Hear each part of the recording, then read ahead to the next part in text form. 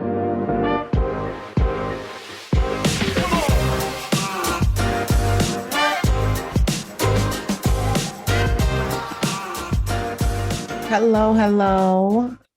Welcome to another episode of the Sis Stop Sulkin podcast. I am your host, Miss Tasha Talks Life. How are you? How is everyone doing? So I'm doing well. I am a little bit tired because, prior to this past weekend, I didn't realize how tired or how much I was like running and ripping around. I know I spoke a little bit about it in the last episode or the one before that about my kids being in camp, in two different camps, and going from one to the other, or feeling like as I move, like once I get situated, I got to get up and go. And then August is the month of like where we do a lot of the physicals, and my kids are going to a new school. So I had to do all of that.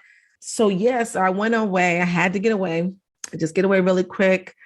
Spend a little time in a different scenery with my girls or whatever, right? And so it was a really good trip. Really good. I mean, I feel like I needed another couple of days, and I also could have used some more downtime of resting.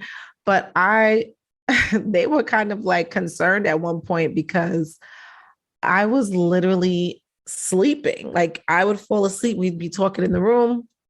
I'm like, I'm just gonna lay down for a few minutes and literally knock out. And I've never been the type to fall asleep wherever I'm at, or like just fall asleep so easily. They were like, you're right, because you just, fall asleep so easily and you're just seeming so tired. I didn't realize, y'all, how tired, how overwhelmed and burnt out I really was until I got into a space where I was able to stop, where I was able to just sit and be still, not adult, not deal with anything, anybody, any adversities or anything that I'm dealing with on a regular basis.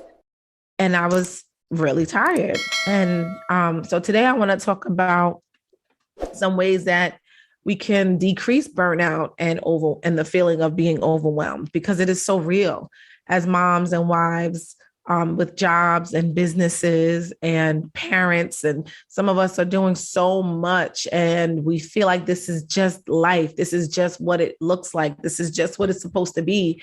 And it's not.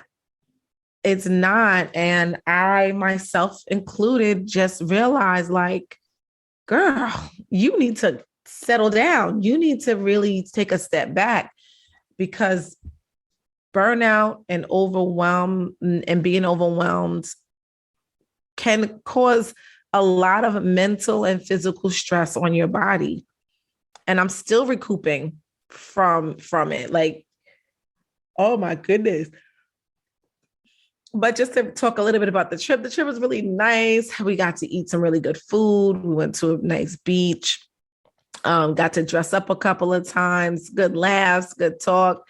Really, really good time. But I just really didn't realize how tired my body was until I had a moment to stop and be present, and to stop and to unplug from my everyday go. So I want to start with a quote that I found. This quote may be a little bit disturbing, but it's real. It's real. It says, sometimes all you can do is lie in bed and hope to fall asleep before you fall apart.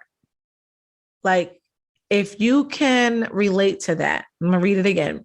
Sometimes all you can do is lie in bed and hope to fall asleep before you fall apart.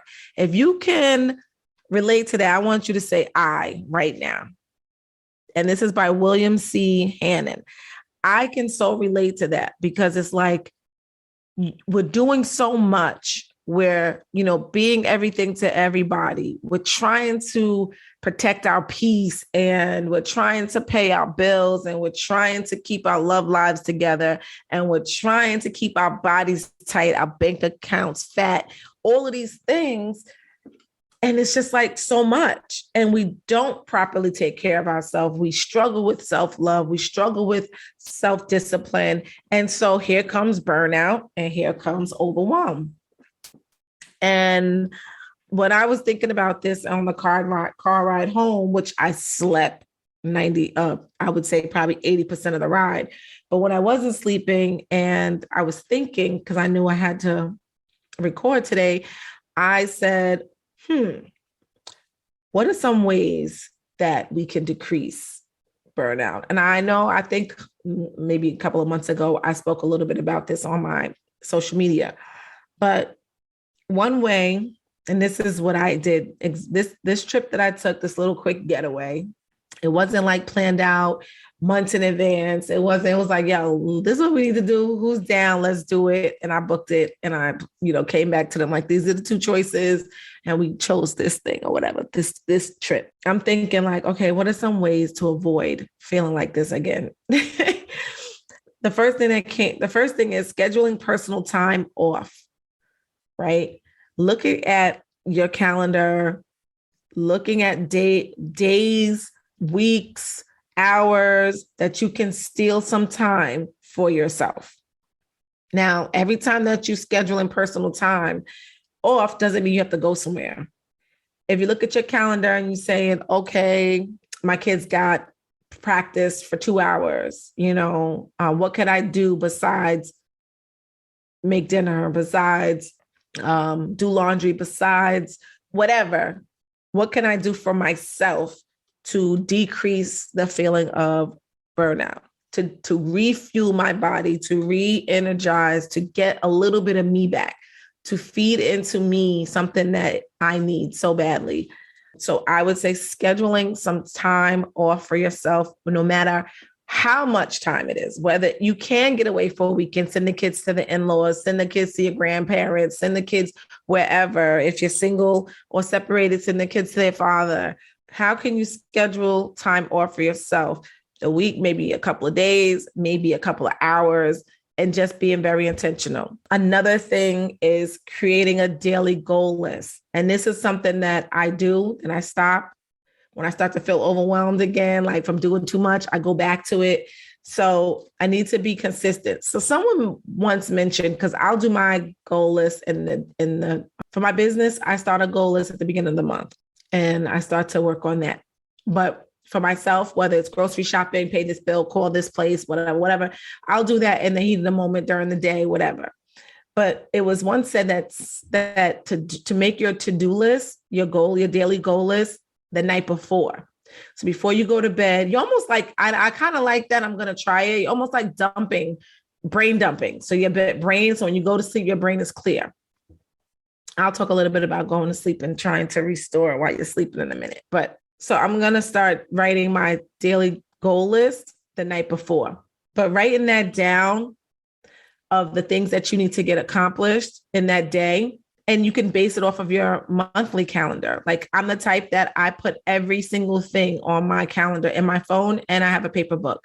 So doctor's appointments, birthday parties, girls' night, date nights, if that's a thing, anything physical, kids' parties, anything that is going on. Because first of all, I'll forget. But anything that's going on, a meeting, and both my calendars are combined, my business and my personal is combined. My husband also has access to that calendar so that he can see when things are going on, and he can add to it as well. But we've been doing that for years. So it's like everything goes on a calendar. So in the morning, when I first wake up, do my little morning routine, then I look at my calendar and see what's on there for today, if there's anything, or I look at it the night before too. But scheduling my daily goal list based off of that and being realistic. You can put 20 things on your list, but realistically, are you going to accomplish 20 things? So write down everything that you may think you need to do. Even if it's like looking at your calendar in your phone or your paper calendar and you're seeing for the week, you have a doctor's appointment on Thursday, massage on Wednesday, this, then a third, right? If you write all of that down, then you can prioritize them according to, that's what I like to do. Because if I'm going to the doctor, say the doctor's over here and I need to stop there to mail something and they're near each other, that's the day that I'll do it, just to be more strategic and to use my time more effectively. So you write down everything that you need to do in the day. I do it as far as the week, and then I just break it down into 1, 2, 3, 4 most important. What can wait till tomorrow? What can wait till Wednesday? Things like that. But write down the things that you can do within the day and just go strictly by that. Stick to it. Don't go squirreling and doing something else. All right, today on my goal list, I want to sort my shoes and give some away to charity and then put the other ones in bins, right? So you start to do that, and then you notice that, oh, this is an old sweater. I can also give to charity. Oh, and then I can put this one in. Now you're working on the clothes, but that's not on the goal list. So that's when you feel like overwhelmed, because now your closet is a mess. You then took out your winter stuff, summer stuff. Now you try to figure out what you can donate, what you're going to keep. And then you really never get to the shoe part that you want to do. So the goal list helps me to really stay focused on what is important right now. And that will decrease the feeling of being overwhelmed. The third thing is getting an accountability partner. And when it comes to my business, I do have some accountability sisters, and we do check in with each other. We even have, we call it working. Well, when we log on to the Zoom and we're working, but not necessarily talking, we're working, music is playing, you have your beverage, coffee, tea, wine, whatever it is. And if you have a question or you're stuck on something, then you would unmute and ask for feedback. But other than that, you're just holding each other accountable by working together at the same time on your goals, right? So for business, that works excellently, right? But if you are looking to decrease burnout and overwhelm in your personal life, or probably combined, you're not the only one. I can guarantee you are not the only one. So you want to look for someone else that is open, that is looking to decrease burnout, that's looking to have an accountability partner, that's looking to, just live a little easier life as far as, dealing with so much, the stress, who's looking to increase their self-love and things like that. I have a group on Facebook, Ladies Living Life, LIVIN. You could join the group and look for an accountability partner in there. I'm really trying to figure out a way to navigate that group, but much better, because unless, like when I post in there, I get some interaction and engagement, which is cool, but I'm trying to get the other women to engage with each other. The group is growing so well, so I definitely need to figure out a plan on nurturing that group and growing that group even more. But yeah, so having an accountability partner to help you to stick to the plan, to help you to decrease burnout and feeling overwhelmed. And then the final thing that I have on how to decrease burnout is time blocking. This is like one of my favorite things. And I've been doing this for a couple of years also. How I look at it, and how when I stumbled upon it, because I did not create it, but was when you're in school, think about high school, you have 8 periods a day. And when you're in science, what are you thinking about? Science. And when you're in chorus, what are you thinking about? Chorus.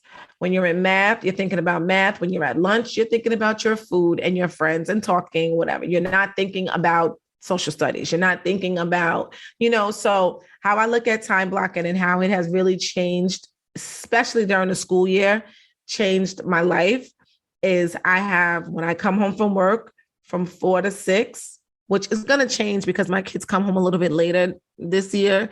So I can fit in the gym in there. But it used to be from 4 to 6 was family. That was dinner, homework, spending time, whatever they needed.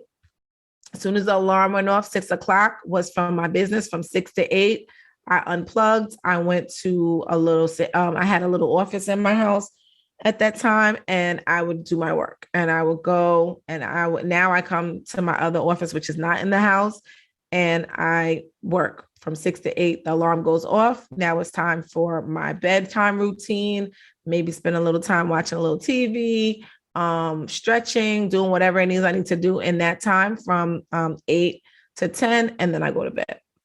And time blocking is excellent. You set the timer, you be true to it. When that timer goes off, stop what you're doing. When science class ended, you closed that book and you went to your next class. So those are the ways that I try to implement into my day-to-day so that I could decrease my burnout and overwhelm. And clearly with my kids being in summer school, it's not summer school, in summer camp and all of that, I got away from it for a little bit. I mean, I still have my daily goal list, but I got away from it. And I time blocked also, but I didn't have accountability and I didn't schedule any time off for me. And so I was like, yeah, I didn't realize how tired my body was, because you trust and believe your body's going to let you know. Your body is going to let you know. It is going to shut it down. So I hope that helps. If there's any other ways that you find that helps you to decrease burnout and overwhelm, please share. Also share this with your friends. Share this with your girlfriends, this podcast, this episode. And before we end, I just want to go, obviously, to the mindset declarations.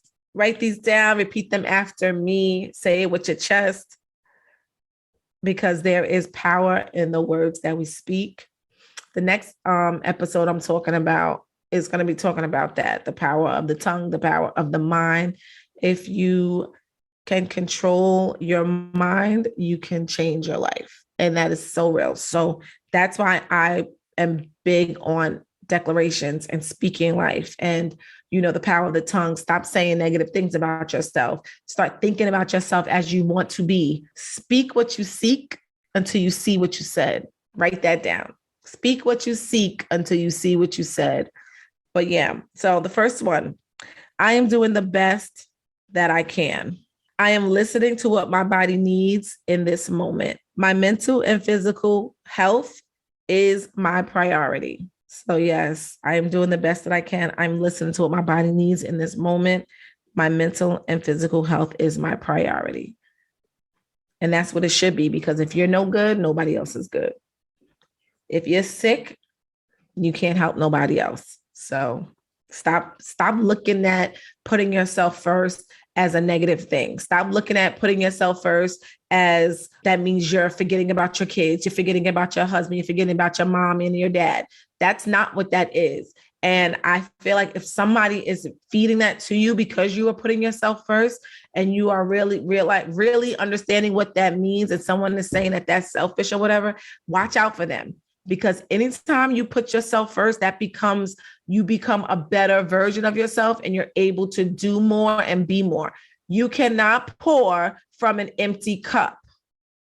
So if you do not put yourself first, you are pouring from an empty cup. Putting yourself first helps you to refuel, re-energize, refocus, rebuild, all of these things so that you can be and give and have and all of that. So stop thinking that that's a negative thing. Stop feeling guilty about it. Try it. All right, I'm not yelling at you. I promise I'm not. Well, I love you. I want you to live the life of your dreams. We are all on this mission. We are at different levels, but we are all on this mission. And I have tapped all the way into it. No, everything is not peachy cream all the time, but with the strategies and the tools that I have learned, that I have created, I am teaching women how to do this. I am teaching women that despite everything that you're going through, you can also be happy. You can also live a life that you truly desire. Tough times don't last forever, but resilient people do. So that's it. That's all. I love you. I want you to be well, be blessed, and remember that your past does not dictate your future. Till next time.